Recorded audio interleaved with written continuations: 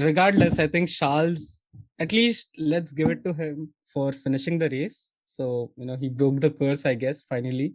I don't know if he did. I don't know if he did. It's still 1-4 in Monaco. It's like the curse is half broken. Yeah, half broken. Baby steps, I guess. Hello, folks. Welcome to F1 Fan Fiction. This week it's Monaco. We've got a special new host for you this episode. Let's get into it. We are your hosts. I am Akash. And I'm Sarang. And I'm Aditya. Welcome, Aditya. How's it going, man? Good, man. How are you guys? We are doing Doing- awesome. Last night was some fun. Thank you for being here. First of all, thank you for joining us on this episode. No worries, no worries. 3 different time zones.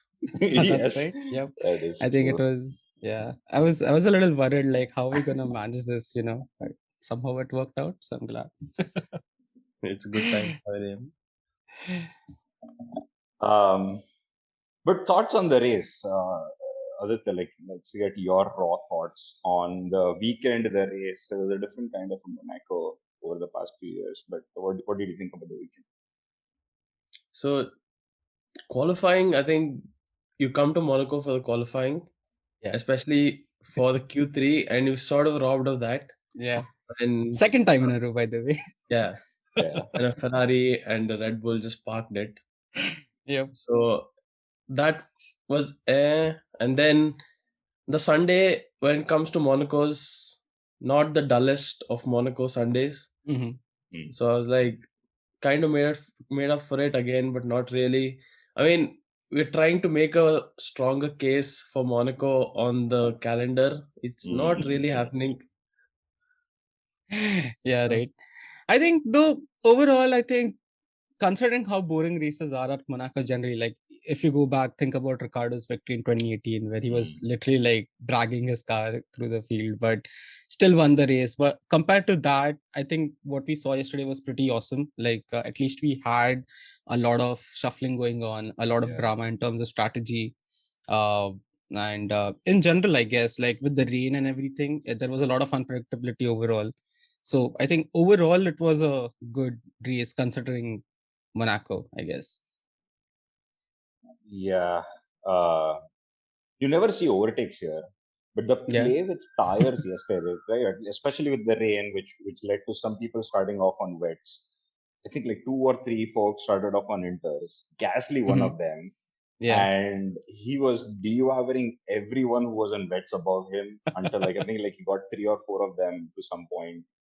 And that overtaking was brilliant to see because exactly you never see overtakings at Monaco, and then him plowing through the field was something that we've never seen. You see overtakes when there's such a tire differential. Uh-huh. In terms of pace, it's like who was Gasly behind? I think Stroll or someone, and not Stroll. I think it was Zhu. It was Yeah. And he was like, not forget being in a normal place to overtake. He's just anywhere on the straight, like coming into the swimming pool section. He has that grip, and he's just doing him on there. Yeah, I think, I mean, Monaco, it's always that way, right? Like the roads are so narrow, and there aren't really a lot of overtaking spots as such. Like I can't point to one as the, this is the standard spot or anything. So I think he was just trying to overtake anyhow possible. Yeah, right before pit, maybe. I think that's the only place. But I think credit to him, man. Like, it seemed like I think he was the only person who was doing overtakes overall, I guess, throughout the field. I didn't see too many overtakes otherwise. But again, that was only when he had that such a tire advantage. That's right. So that was the complaint I had last night. I thought because of the conservative start to the race with the race directors, I thought because we didn't get the full amount of laps, I don't know how many laps we missed out at the end, but we switched to a countdown timer instead of laps. So the battle was shaping up at the end when like 4 cars are there in a few, like in one TV frame. Yeah. But then, how does it matter? Like, first I said, if we had a lot more laps, we see this an actual overtake battle happening. But was it going to happen, I don't think or so. it was just going to No. be that procession till the end? Yeah, Yeah. Brundle said the same thing. Like he was like, if this goes to the end of the race, the usual race length, we'd probably see some dive from Sainz or from Max on Sainz. I'm with you. I doubt it because they got into like accidental distances with each other on that U-turn or even after the tunnel.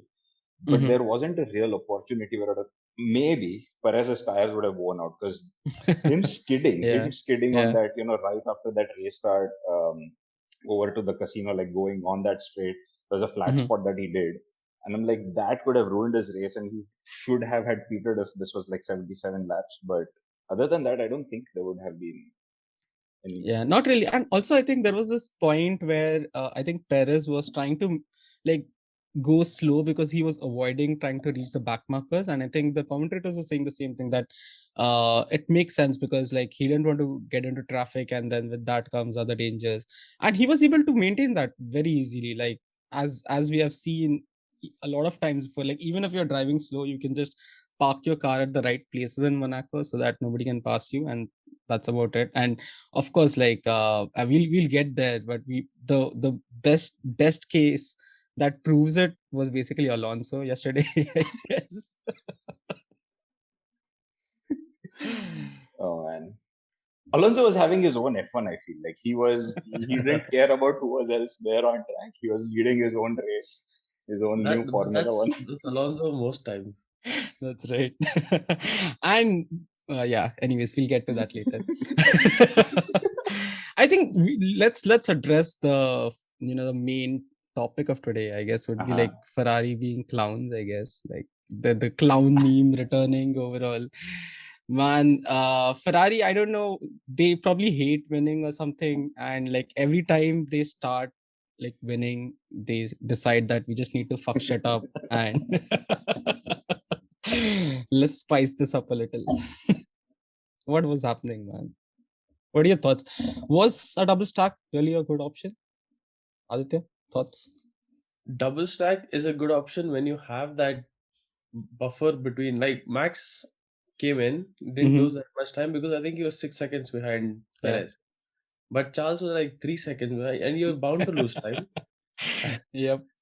But then like I don't have a big problem with the strategy. It was the indecision of the entire thing. Yeah. Like, and the lack of confidence, letting Sainz do whatever he wanted to do, and then calling Leclerc in, saying no when he's already at 80 kph. Yeah. It's just all of that. Like, what happens next time when Sainz says, "I want to stay out"? Then say okay. Leclerc's like, first of all, this is not their job. Well, like Yeah. keeping a car in a straight line in Monaco rain is hard enough. Like, don't let them. You can ask, like, what do you think on these tires, but don't let them make the choice. Yeah. And you could see Leclerc like almost parking his car, waiting for Sainz to get out of like the mechanic's hand. Yeah, he was rightful to be super frustrated there. Yeah, and I think it almost reminded me of Hamilton doing the in thing with I don't know, when was it? Where was it? Germany? 2 years ago or something like that. Year.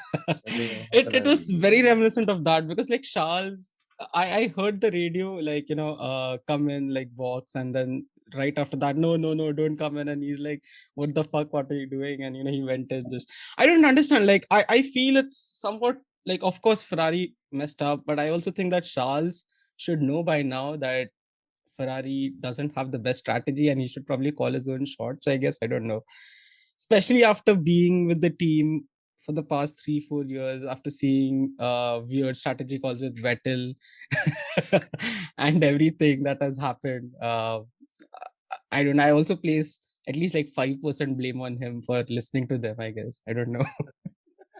I mean, that's just a slippery slope, no? Yeah. Every time I don't need strategists. What do you think? What do you think about the overcut? Like you don't see too many overcut plays. Sure, Sainz made his own call, but like, what do you think about the overcut play that he ended up doing for himself? Even with uh, Sainz making his own call, I don't know if that was the 100% right call. Hmm. Like, would he have won the race? No, not would he have won the race, but if he did his enter stop, I think Red Bull with Checo almost like pulled the trigger and went very early. So covering him off, like obviously I'm just speaking out of just speculation right now, but Right. it could have not been such a different outcome to his race, and also perhaps I'm not blaming Sainz, but could have sort of eliminated all this confusion also Yeah. with him going, him not going, and then Charles being told to stay out because of this is a new idea in their heads. The overall result of just sticking to following Red Bull is a good strategy for Ferrari. Just hand holding, please come with us. But that's an interesting perspective. Like, yeah, we've been saying that okay, Ferrari messes up its strategy at this point, but it sounds like, and I'm starting to hear this otherwise also, like science sort of messing up the weekend for Ferrari as a whole in some way, in some way. But yeah, this is also similar to how Lando made his own call when he thought that I think Oh Russia yeah. when he was about to Yeah. win and Yeah. he thought he's got a good grip, but it was a totally wrong call. This worked out for Science, sure, but this could Yeah. have been a repeat of Lando's situation. Yeah. That Yeah. situation was just Will Joseph, the engineer, like it took all hands off making the decision and said everything's on Lando. If you whatever you want to do, we'll do it. Right. Yeah. So that sort of Yeah. Well, regardless, I think Charles, at least let's give it to him for finishing the race. So, he broke the curse, I guess, finally. I don't know if he did. I don't know if he did. It's still 1-4 in Monaco. It's like the curse is half broken. Yeah, half broken. Baby steps, I guess. But it was such a good weekend for him. I don't think he put a foot wrong. Yeah. And to That's end up true. from 1-4 in a matter of few laps. That's right, man. Yeah, And when you're when you're trundling down the pit lane to hear stay out, and in that moment that the race is done. yeah. But I'm so glad that Max did not win this race. I don't know why. Like overall, I think Perez deserved it completely, especially after last race. I guess like that was his race to win. At least I believe it. But uh, yeah, I'm kind of glad that Max didn't win it, and also for another fact that Max didn't gain a huge advantage over Charles in the championship as well. So that's great. So just how many? 5 points, right? I guess. Yeah. 5 or 6 points, yeah, something like I that. forget. The I difference forget now what it is is. I think Charles, Perez is very close to Charles now. Right. Yeah, I think yeah. Perez is like 15 points away from Max, and he's a third, and I guess let's see, Charles is at 1-10 behind Charles. Perez is just 6 points behind Charles. Interesting. So there is a three-way title battle forming now. That's Yeah. interesting for now. So far, this is classic Simpson. So far. So far. But yeah, good race for Perez to win because Max was clearly second driver this weekend. Yeah. And For a change. yeah. So no matter how Red Bull tried to play it, he was second driver this weekend. Yeah. Yeah. And it would have been tragic to see somehow Checo still fall behind after how good he was, even with the crashing in qualifying. Yeah. Clearly the better driver, and it worked out this weekend that he won. Yep. And I think I've heard this, and like I also kind of not really, but I do believe that Perez probably was started with qualifying where he crashed into the wall to maintain the lead in the qualification. and just to take revenge for Spain. But That it Schumacher worked out. Alonso thing. Exactly. Yeah, everyone deploying Schumacher strategy at this point. Oh, man. Yeah, but overall, I think good race for Red Bull. I think it. I wouldn't say that they completely deserve it. It's not like they did some real outstanding strategy. I think it was very in line with what Ferrari was thinking as well. Of course, like it worked out better for them, as you said, because like they had the right amount of delta between their drivers. But overall, I think there was a lot of luck as well that kind of played into their Yeah, hands, which gave them the victory. Um, but great result, man. Like I think Perez's dad must be enjoying it. I'm really sad we didn't get to see him. Yeah. I Perez was is looking bad. for a teddy bear sort of image somewhere after the race win. Never found it. And I still remember that victory in Mexico, like the way he celebrated, it was awesome. Insane. Okay, I want to ask this. Like when the race started, right? Like we saw, sure, there was a tech glitch where they, for a second, showed that Red Bull was on inters where these guys, Ferraris, were Oh, on. yeah. But I believed it until like they fixed it. Yes. But Oh, yeah. during the race, the first thing I noticed was Red Bull was like their rears were skidding, and I'm like, okay, this makes sense because these guys are inters where the track is still wet. But when both were on actual wets during the race start, I don't know why the Red Bulls were skidding. I mean, there's no theory for Good that point. at this point, but I don't know. When I saw they were on Inters. First question was, how are they still 3 and 4? Yeah, And then exactly. it was like, if you're on Inters and it seems to be the correct option, why are you still behind and like not even close to what's going on? Yeah, I think even the commentators were confused as to is that a glitch? What's going on? They're definitely not on inters. Like it doesn't seem that way, at least. Yeah. I think F1 has a long way to go with their new graphics still, because I've been seeing this like there still are a lot of glitches that they're trying to iron out with like their leaderboard and everything. Like a lot of times you've seen this, especially in qualification. I've noticed this a lot that like they just show the names and the timing chart just disappears in between.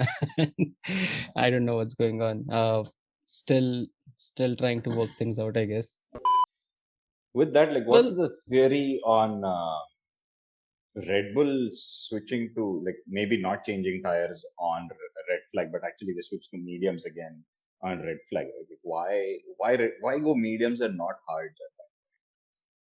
Yeah, it's a strange one, especially at the red flag condition. Wasn't Perez ahead anyway? He yeah, was. Started he the was. race. That's right. Yep. But Yeah. I mean, I don't know. They clearly thought the mediums would go to the end, which I mean they go to the end, but they will drop off. It's a chance. It's to give Max a chance to catch Sainz, but yeah, Yeah.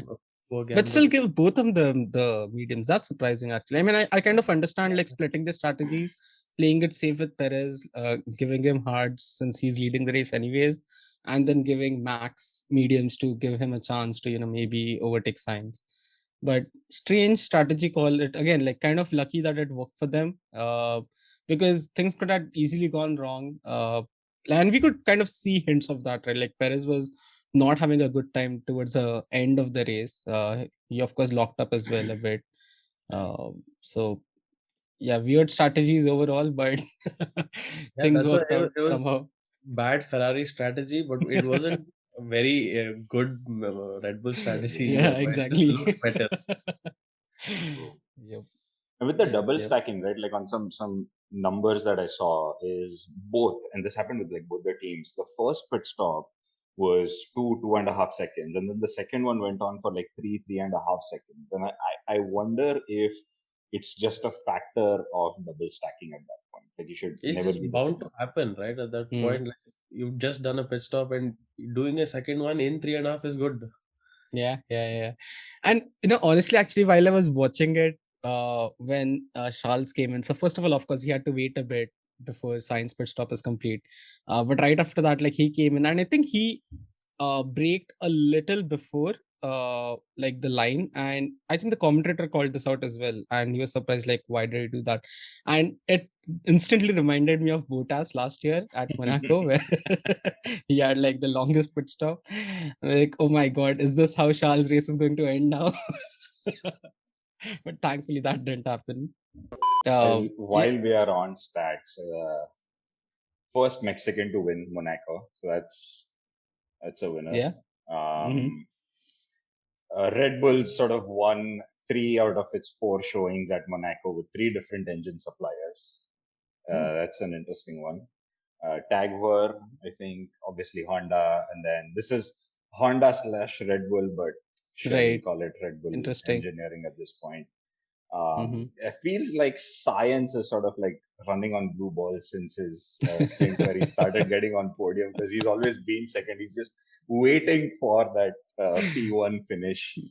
And then, Russell continuing his streak for top 5 finishes throughout this season. That's so commendable, very honestly. Like, I'm very surprised by the consistency with which like Russell is performing. I mean, whatever, like there have been a lot of talks about like he's being given a more stable car in the sense of the settings, and Hamilton is probably like trying out the limits of the car and everything, but still being a new driver in like a car and like performing at such good consistency, I think it's amazing. Like, I think Mr. Saturday has become Mr. Sunday probably, and he's clearly leading the leaderboard, right? Where's he? P4, I guess. P5 somewhere. I think it's 4. 4, right? Yeah, he overtook Lando towards the end. Yeah. No, then in the in the leader, this thing. That too. Yeah. Yep. Yeah, he's 4th, and he's 4th. He barely has any podiums. I think 1 or 2 podiums. Yeah. No race wins, and he's like 15-20 points behind Checo. Yep. There's like 4-5 podiums and a win now. Yeah, man. I think it's going to be interesting. Let's see what he can do. It would be pretty awesome if he can beat like Sainz. That would be pretty embarrassing for Sainz, honestly. Thankfully, Sainz finished the race as well, by the way. Considering the races that he has had in the recent history. and the moment he had on the start finish straight. Right. Yeah. Like the car's sideways. Yeah, it was almost sideways, man. Good save. The way Crofty shouted, I thought I was looking for damage. I thought I was looking for parts flying. Yeah, man. By the way, did you notice there's no gravel in Monaco? That's why he didn't crash out this time.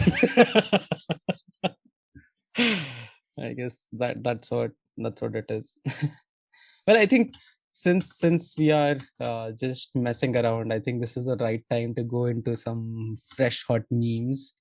Let me bring that up. Share your screen. Again, I need to keep doing this at some point, but like a Japanese manga version, like B section. And you know how like, there's this whole text that goes. That's right. So for folks who are listening to this on audio, we also share these memes in our show notes, so you can take a look at those while listening to it. So we're not leaving you out or anything. That's the one. All right. Memes. There they are. Right. Let's take a look at the first one. And of course, that's the return of the Ferrari clowns. I think very apt and classic meme, right? Like, it can't go wrong with this. A little bit of LGBT representation as well. Yeah, exactly. Yeah. We race as one. Yep. All right. So let's take a look at the next one. This is none other than our friend Ricardo. So basically, it's a Photoshop of Ricardo's face over an old lady and a helper who is like Ricardo saying, "I used to run these streets," and the helper being like, "Sure, you did, Daniel. Let's get you back into an alpha." Brutal. Oh god. Oh man, I feel bad for him, man. Like, what's happened? Like, once a race winner at Monaco, and Anyways, let's go to the next one.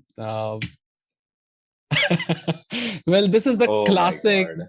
Bottas. I think, in fact, Bottas had shared this on his Twitter, I so knew this Bottas was has coming also from this shared this the video. most. It's not like other memes where people make it and the driver sometimes sees it. Yeah. This the driver's making it, the driver's sharing it. Exactly. Did he even like frame one for Hamilton Exactly. to? Yeah. Yeah. He did. He also did a photo up about that. I have a theory that Bottas probably bought his own photo to generate that money that of a charity. Because I think there's nobody else who loves his own ass as much as Bottas. This is All right, let's take a look at the next one, which is, of course, none other than Perez's dad celebrating the heck out at Mexico. And then we get at least a photo of him celebrating today after Checo's win at his home. So, yeah. And the very last one, and I think my personal favorite, this is basically a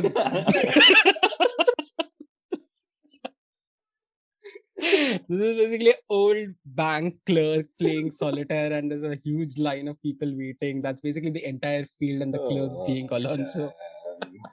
Oh, damn. Yeah, man. I love the way he like bunched everybody up. In fact, I had also seen this one image where like that was like the live map of positioning of everybody on the track, and you have all the leaders, like the first 6 cars ahead together, and then you have Alonso and everybody else bunched up together, and that was so funny to look at. That's Hamilton's poker face on that lady there. Right? That's so apt, man. Oh, I can God. totally imagine that. But speaking of it, like even Ted or Martin said this, like that race end felt like a race start because they were so close, bunched up together, and Alonso managing his tire messed up race for I think like so many people, Hamilton, Gasly, even who was there, Bottas or someone was there too. He messed it up for everyone. Yep. Many people. And most importantly, he messed up his own teammates' race. That's Ocon, because he, of course, had a penalty with the crash with Hamilton. And the team, I don't know why, they did a very weird decision of informing him about the penalty in the last 10 minutes. And they basically told him to try and make up the gap. And then he's like, wait, how do I do that? Alonso's not going ahead, I can't do anything until he starts going faster. So then his engineer is like, okay, understood, I'll give him the message. And then Alonso kind of started, but it was probably too late for him and he couldn't do anything after that. And was Ocon out of the points, I think. Yeah. He got, I think Vettel got a point because of that. Oh. But thoughts on the penalty on Hamilton versus Ocon. Do you think it was justified? There's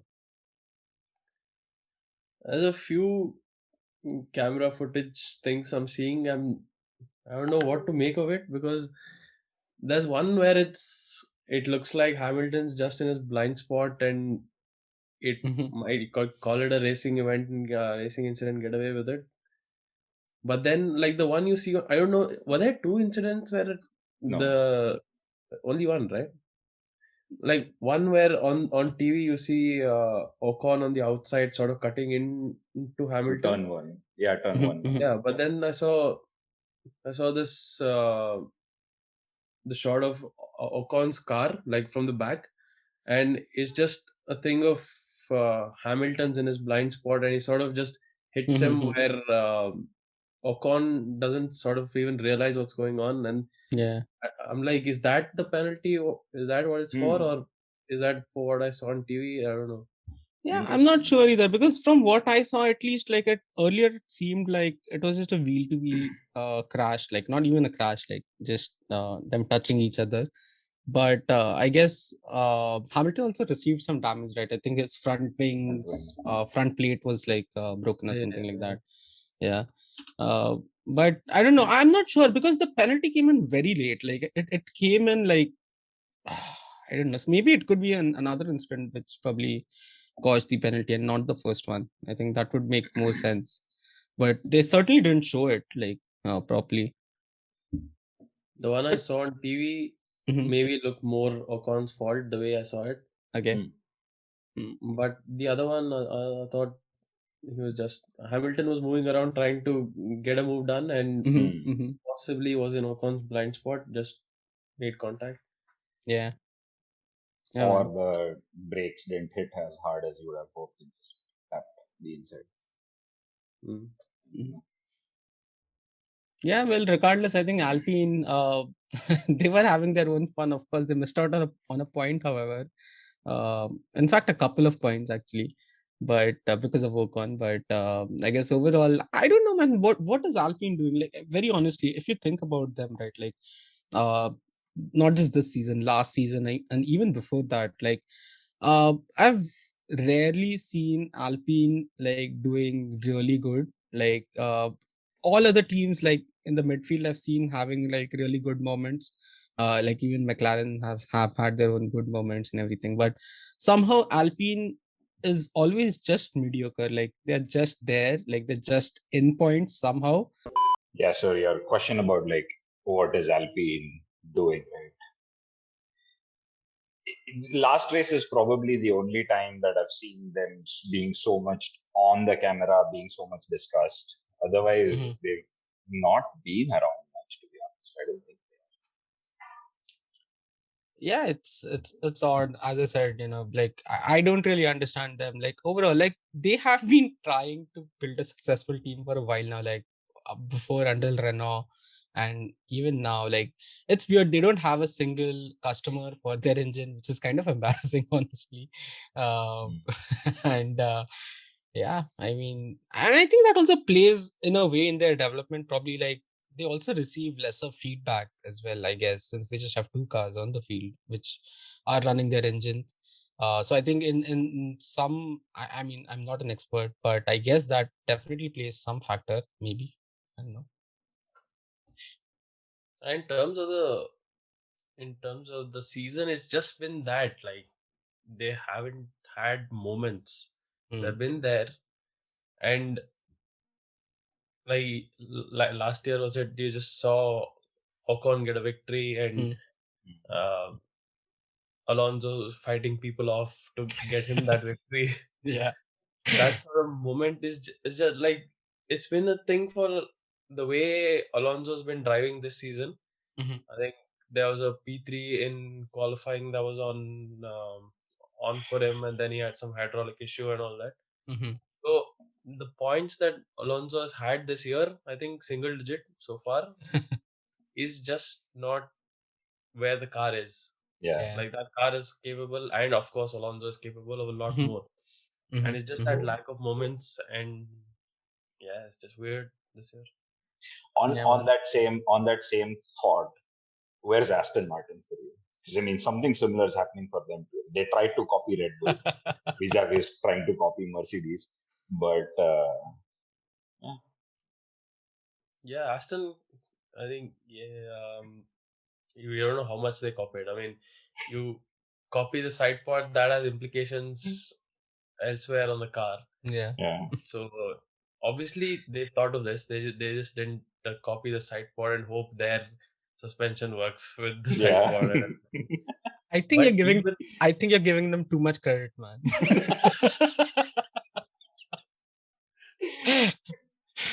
But then again, it's just like all these cars this year, it's been a bit of setup plays such a big role. Like one race you got the setup right and Magnussen is in P6. Yeah. And the next race he's like, hey, you're Haas, like relax. Yeah, man. Haas. Oh, by the way, speaking of K-Mag, right? Okay, let's get into that Mick crash. He crashed. We'll get to the. I saw K-Mag standing outside the racetrack, and I'm like, he's blowing his mind, and I'm like, wait, first of all, how did you get there? Like, why was he there? Why was he out? It was so bizarre, man. I was very confused. Like, first of all, I saw on the leaderboard, like suddenly it was like K-Mag grayed out at the end. And then I see like Mick crashing. So I thought, first of all, that that's K-Mag who crashed. Yeah. And that's why but I was also surprised that so instantly they also like, grayed out his name, like, wow, that's like super fast. And Forget graying out his name. He's just crashed and he's already in the pit lane. True. And I was seeing this for some reason not on Hotstar but on Sky Sports. Okay, and Sky Sports, being Sky Sports, decided to go on a break right when this happened. So when they came back, it was the Haas split into two with the rear facing and the right facing. So I was like, oh shit, both the Haas's like they ran into each other and they crashed out. Until I saw like those two garage mechanics or the safety Marshals, folks, right? like marshals, thank you, lifting the car just the rear, and it's split. That makes sense. That I saw so many memes about that. Like I saw them photoshopped in like a farm where they're like pulling the car. What is it with these Haas cars breaking into two? Yeah, man. Like, isn't it supposed to be standardized? Right? Is it all this homologation thing? Oh, what if this is Haas's way of ejection? Like anytime a crash happens, it splits and the driver ejects from the rear. You see, they are far ahead of us. Oh man. But yeah, I mean, honestly, like I don't know why K-Mag was up. Does anyone know like why K-Mag was up? What happened? Nobody showed, nobody cared. I don't know why. Like it was not even discussed at all by any commentators. I don't know like what happened. God.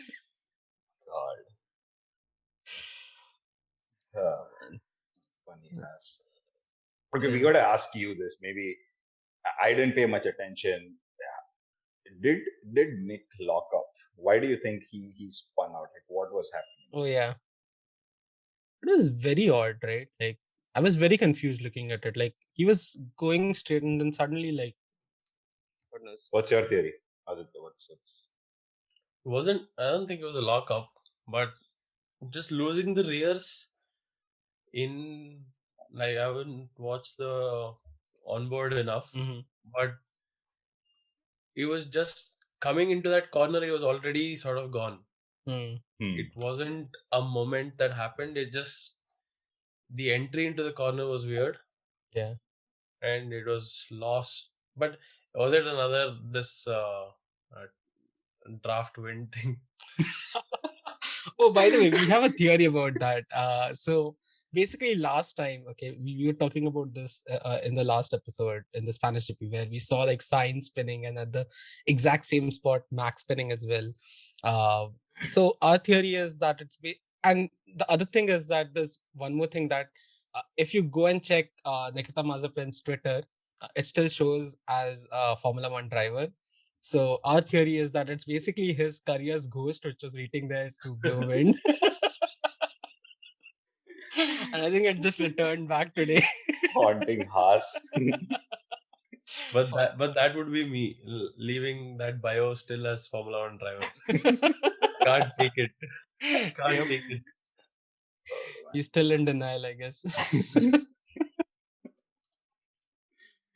Maybe when the war's over, I get to go back. That's what he's thinking, I guess. The money's still invested, so why not? Yeah, sure. Talking about that corner, though, where the same place where Haas ran into his Mick ran his car into.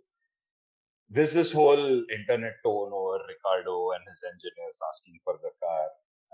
My personal take is playing the devil's advocate here. I think, and I think like WTF1 shared this where it's like the engineers hadn't seen an accident show up on their screen, so they just saw like a big spike or something with the car, and that's when they asked Ricardo, "Is the car okay?" And then is when they saw the race accident. So then is when they knew.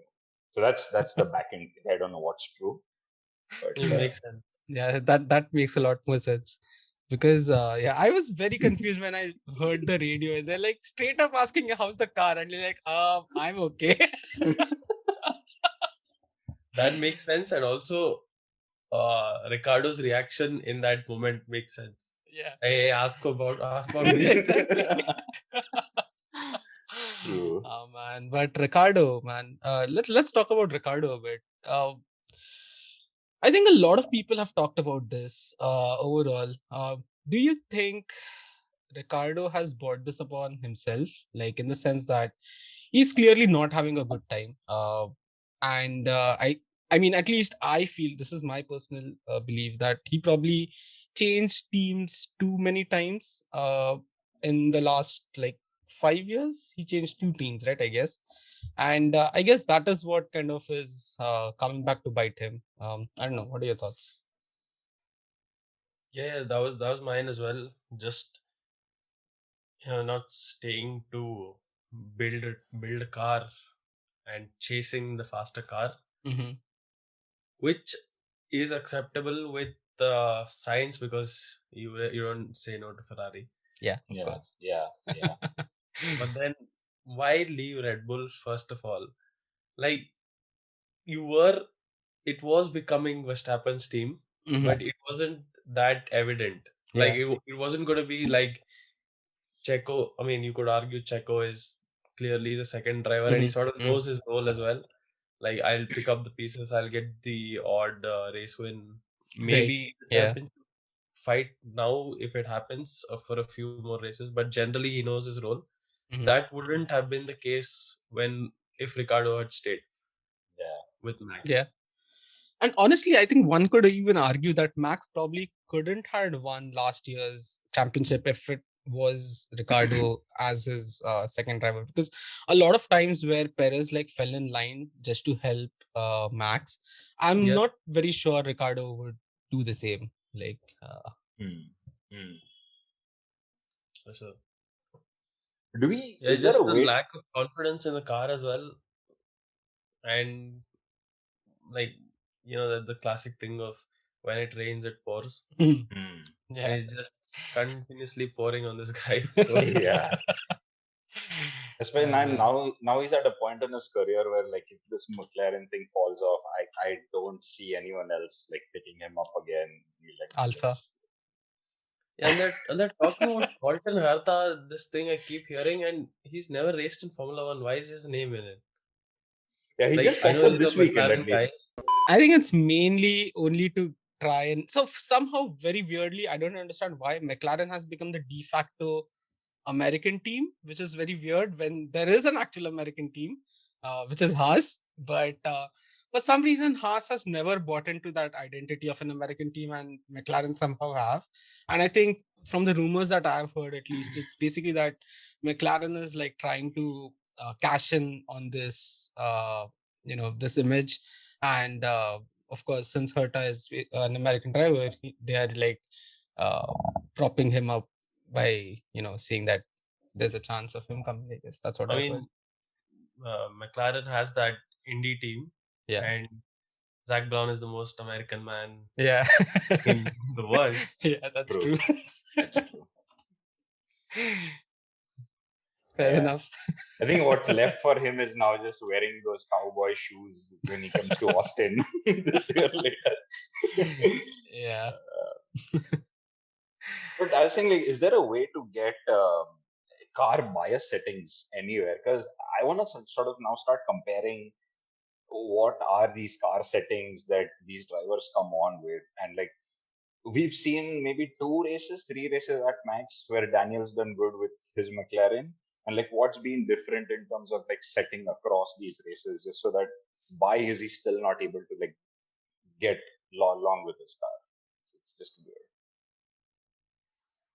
Yeah, I mean the cars are sort of built to be if it if you're like the Michael Schumacher of Ferrari, then the car is built for you. Mm-hmm. But otherwise, it's sort of built to your preference. Yeah. But then you have to adjust a lot, Mm-hmm.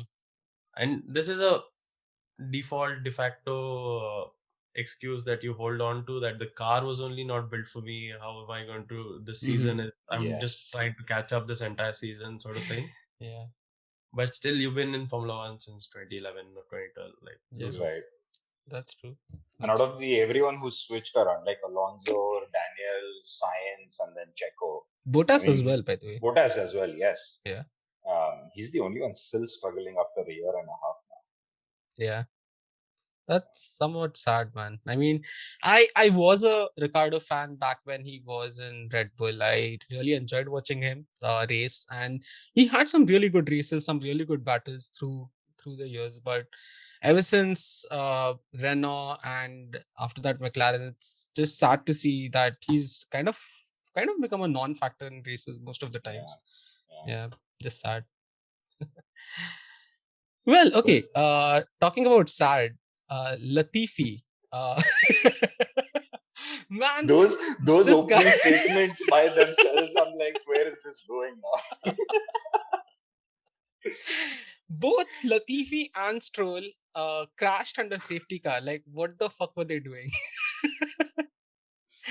Right at the start of the race.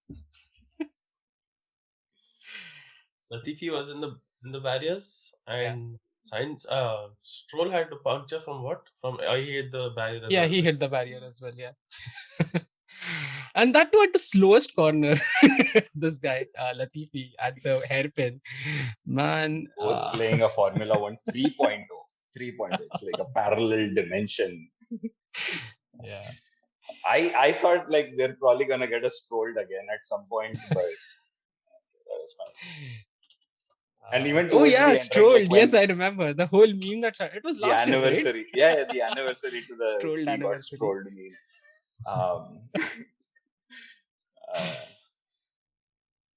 Even during like Perez and these four trying to lap Latifi and Albon too, like please just stay out, let these four pass, and then you can do whatever you want. Yeah. Albon is like a big cause of why Ferrari sort of had that problem. Oh yeah, man. Albon though, I don't know. It's weird. Like he wasn't the last two races, in fact, this one as well as the last one. He's nowhere suddenly. I don't know what happened, and suddenly Latifi is outperforming him. Like, what's going on there?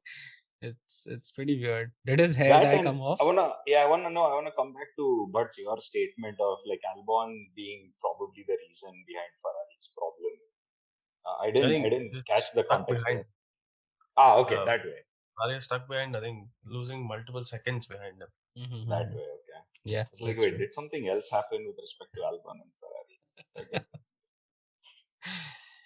But I think like dyeing everyone's hair in the team is not the solution. It's probably just him dyeing his hair is what's gonna help him up. Yeah. There's an interesting notice by some reporter which said he was seen leaving Monaco with Christian Horner yesterday. And I'm like, what discussions are going on there? Interesting. In fact, good. Perez won the race. Christian telling him, so any hopes that you still had about Red Bull, shove them. Shove it.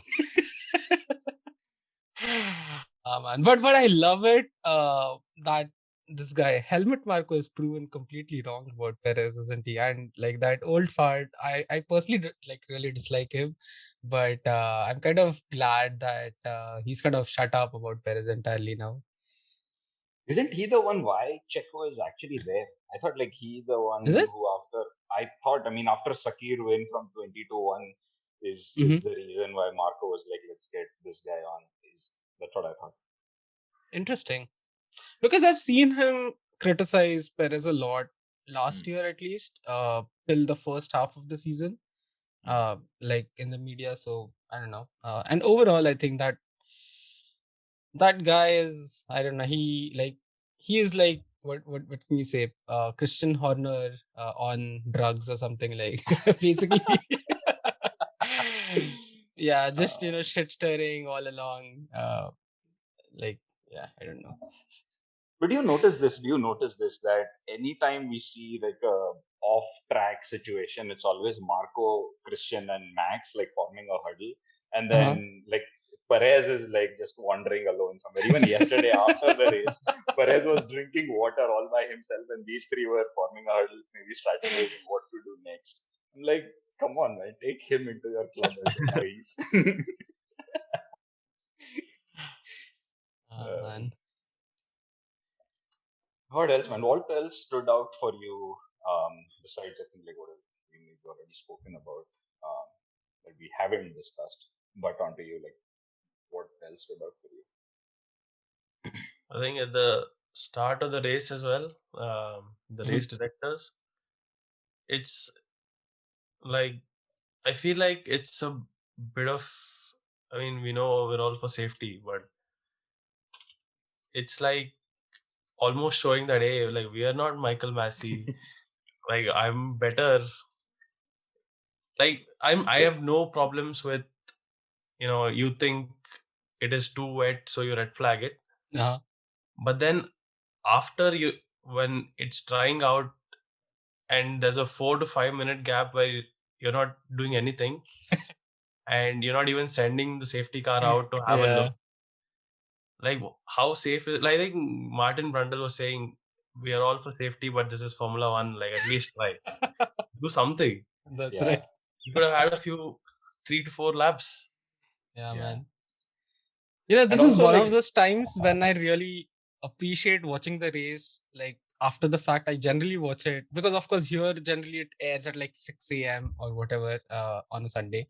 So I generally don't visit social media when I wake up and just straight up start watching the race recording. And I'm glad that I could just fast forward through the whole waiting period and directly get to the race. Yeah, also this yesterday showed me like how fickle fans can be. Like, I'm seeing so many people saying, bring back Michael Massey. Like, you guys are like, a few months ago, he was the arch devil of this entire world. People were literally asking for his head, quite literally. And then these guys says, let's wait 5 minutes and Michael Massey is back. True that. But it is interesting, right? Like, these guys, till the last minute, weren't disclosing if it's going to be a rolling start or a standstill or what they are going to do, which in some sense maybe is good. There's some strategy to follow there for these guys, because Christian Horner at one point said, like, we were hoping that there isn't a standing start. I don't know why that makes a difference. But yeah, that was also interesting from these guys. Yeah. Do these guys have a history? I'd have to look into this. Like, I don't know if these race directors, the current ones, have a history of doing something with Formula One. Because it seems like they're coming in with a blank slate and it's all new rules on their whim. Is that? I don't know. But can you just come in out of nowhere and become F1 race director? I mean, they're probably somewhere else, like some other racing format, but not. Like, I was hoping like they were in Formula One, just in the FIA in the lower rungs or something. Probably. Not exactly. I don't know. Yeah. I never thought about this. I'm like, what is actually happening behind the scenes? Let's see. Sarang, anything else that stood out before? I think we're. Yeah. I think one thing probably.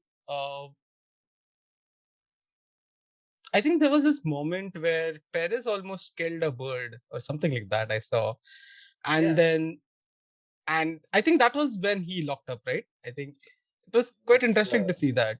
That's a sacrificial ritual that RBR needs to do. Oh, right. Before it was Gasly, then it was Albon, and now the bird, is it? Okay.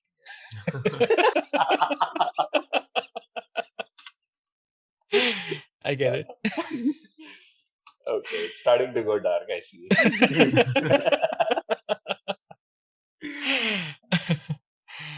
Yeah. Today I learned situation for at least me yesterday was they used dry ice to cool these vents, and like it's buckets of dry ice.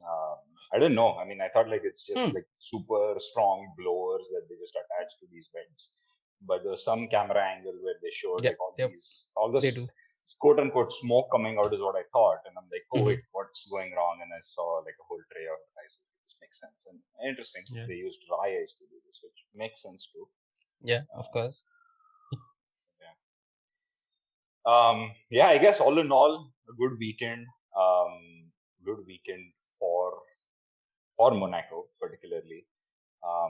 One thing I started thinking of is, and this is what we close out on, is the trickiness that Monaco brings, right? And especially with rain. This is what they were discussing, and Ted brought this up, is how tunnel plays a very crucial role in a wet Monaco, because you have like a whole track which is wet, but the tunnel's dry, and then you enter the tunnel, making the tunnel wet, while the rest of the track starting to get dry.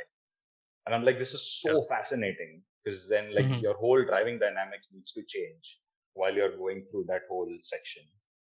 Right. Yeah. I'm not sure. Like, I wonder how much they think about this, because anyway, the tunnel is flat, Yeah. and all they're thinking about after they've done Portier, I think turn 8, and going through the tunnel is they're just looking at the next The chicane, right? chicane.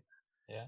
So I think if it's a full wet race and you're making the tunnel wetter, then it sort of makes it even. But I don't see how much they think about it, and it would be mad if someone just loses it in the tunnel like that. Yeah. Yeah, with that, I think this was a brilliant Monaco. The debate still continues if Monaco should be on the calendar or not. But I think like there's prayers going on to rain gods to keep making this track interesting every single year. So fingers crossed, and we'll see where this goes. Thank you, Aditya, for being on with this. I hope you had fun. I hope the banter was fun Thank you for for you. having me on. Definitely, for sure. Folks, go follow at the rate Aditya.but. That's right, right? No. Oh, sorry. But.tech. Oh, Don't mess up but.tech. his Yeah. handles, man. Let him Sorry. plug it. Ignore me, but take it over. But.tech on Instagram, just doing Formula One stuff, slightly technical, but not only technical. Yeah. Have a Go check him out, please. All right, man. Hope this friendship continues. We can get you again on a future race. Folks, until the next race, I think we're at Azerbaijan 2 weeks from now. This is F1 Fan Fiction signing off. Bye-bye. Cheers.